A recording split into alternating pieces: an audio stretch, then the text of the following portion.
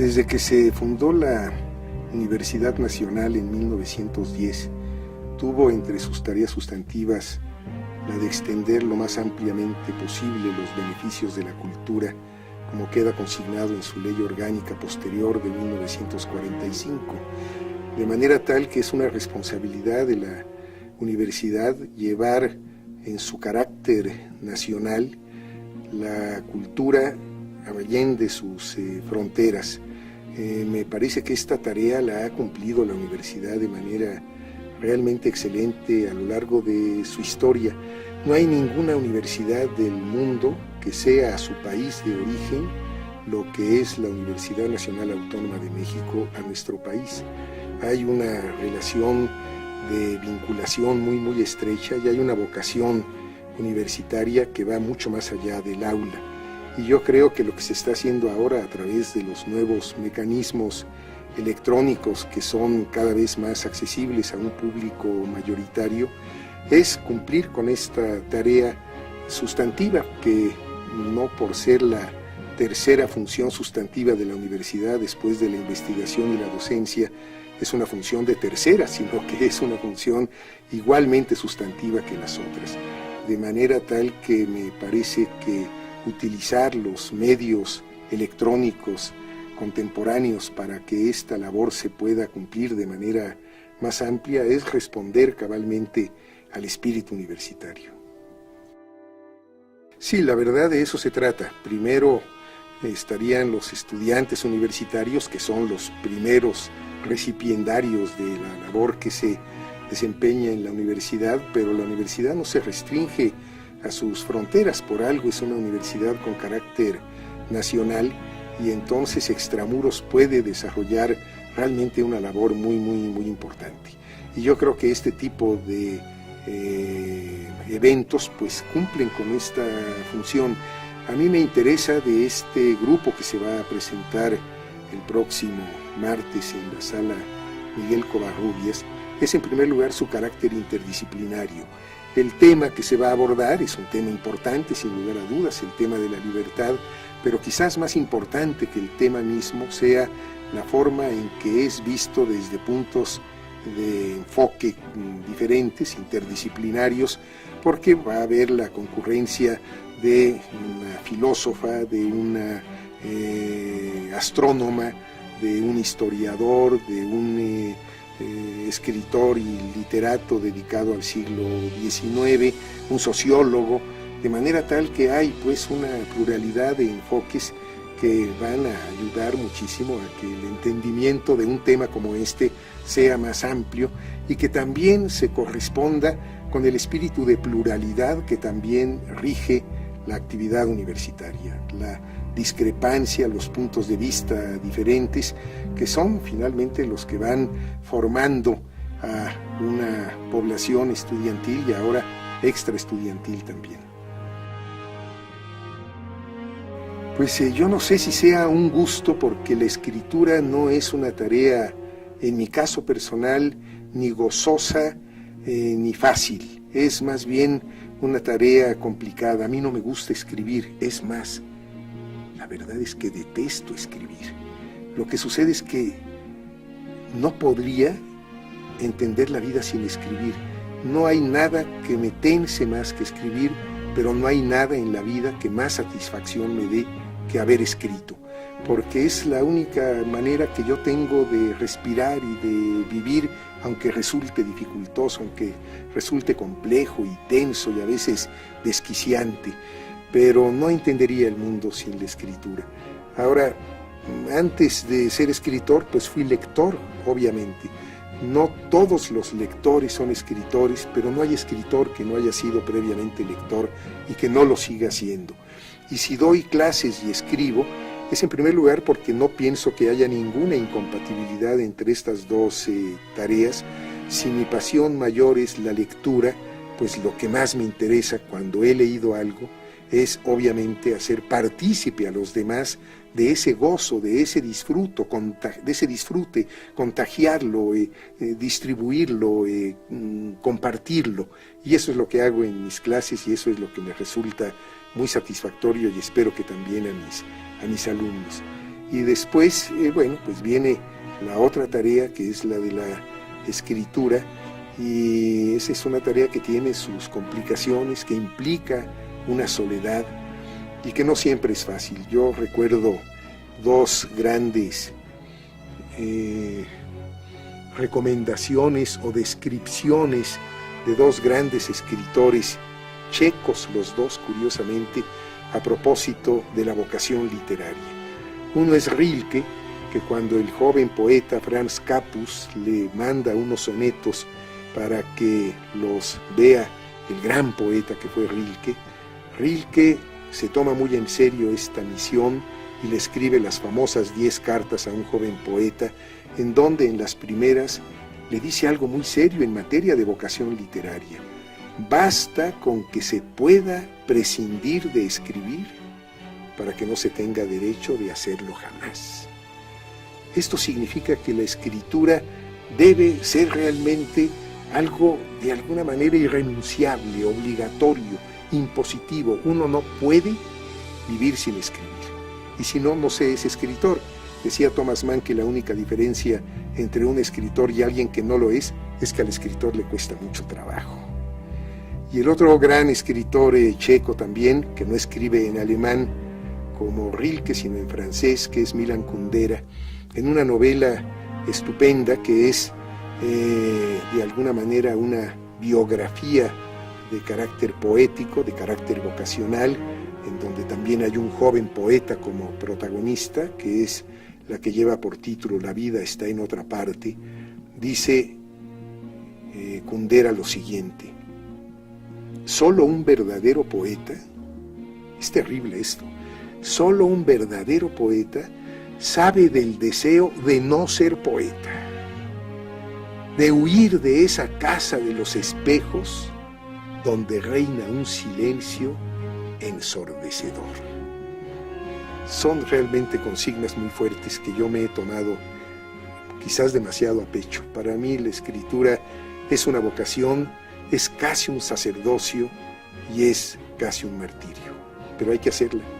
Y a eso me dedico y he sido muy afortunado por tener esta vocación que puede ser, por otra parte, tan dolorosa, tan ardua y tan sacrificada. Sí, la verdad yo me siento muy, muy privilegiado de haber pasado por la universidad y de que esa universidad haya sido la Universidad Nacional Autónoma de México. Más que decir la alma mater, y hay que decir la alma y no el alma mater, curiosamente, la alma mater porque alma es un adjetivo, no es un sustantivo, que significa nutricia, no nada más por la alma mater, sino por que es mi mamá, para decirlo de manera más familiar. Es el lugar donde yo me he desarrollado, es el lugar donde he crecido, es el lugar que me ha amamantado realmente, que me ha nutrido y que ha sido una madre verdaderamente nutricia y generosa. Mis maestros fueron verdaderamente estupendos. Qué privilegio enorme haber pasado por esas aulas y haber tenido maestros, bueno, que sería imposible enumerarlos a todos, muchos de ellos procedentes del exilio español republicano. Escribí hace algún tiempo una especie de autobiografía en donde hablo del exilio, una autobiografía en función del exilio español, porque desde la primera persona que me conoció en el mundo, antes que mi madre incluso, fuera del claustro materno, fue el doctor Urbano Barnés, que era un médico ginecólogo exiliado español en México, que fue el ginecólogo de mi madre.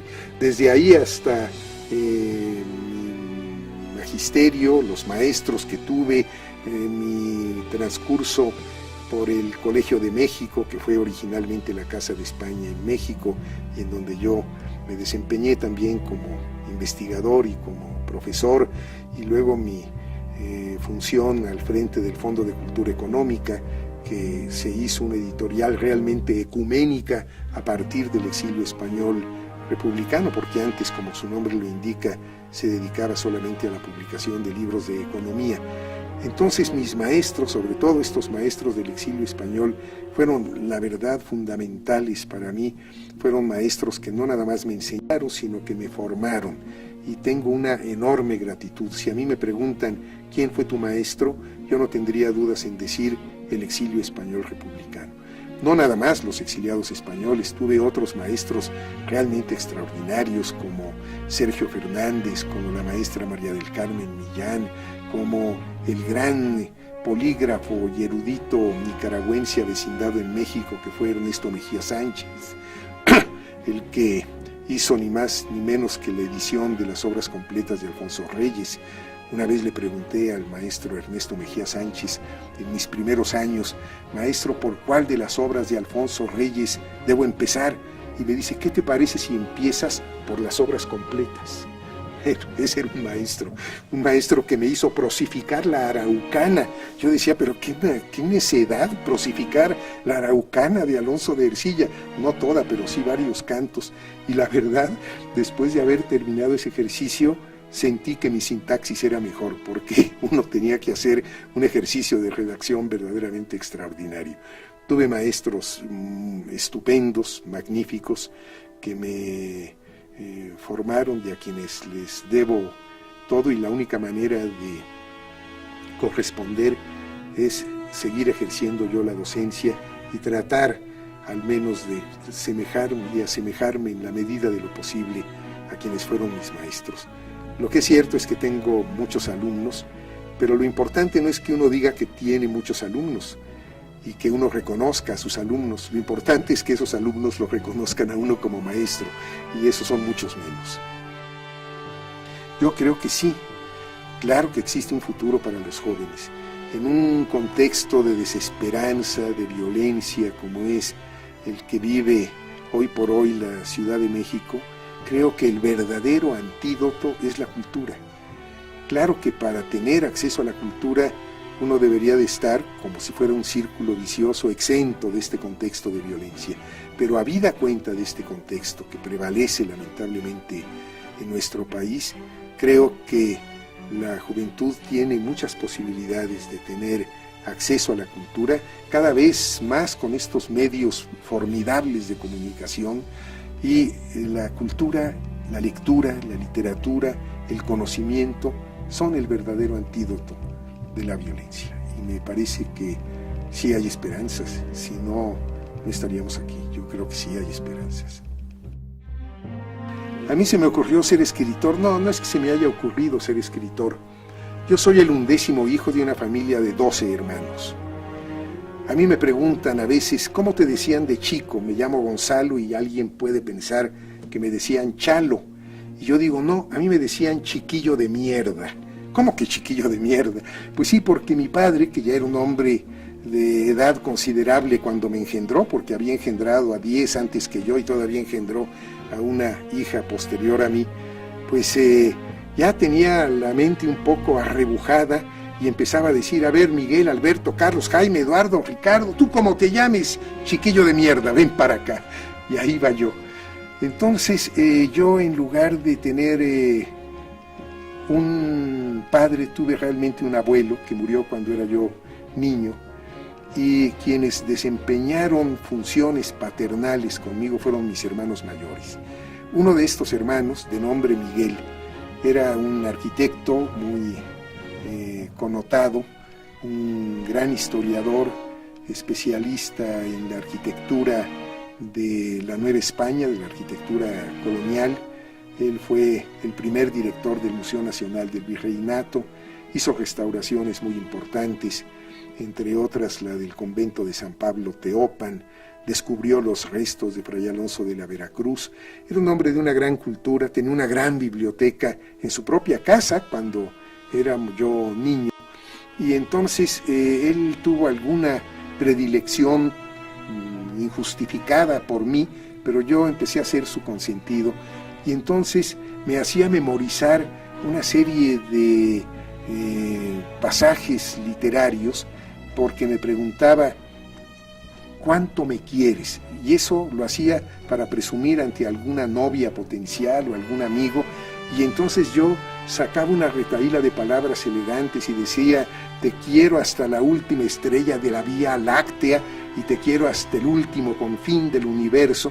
Y yo, obviamente, que tenía 4 o 5 años, no sabía ni lo que era Vía Láctea, ni lo que era confín, ni lo que era universo, pero desde ese momento me di cuenta de que la palabra prestigiosa, la palabra bien dicha, era la palabra que me podía granjear afecto, y me dediqué a partir de entonces a la palabra.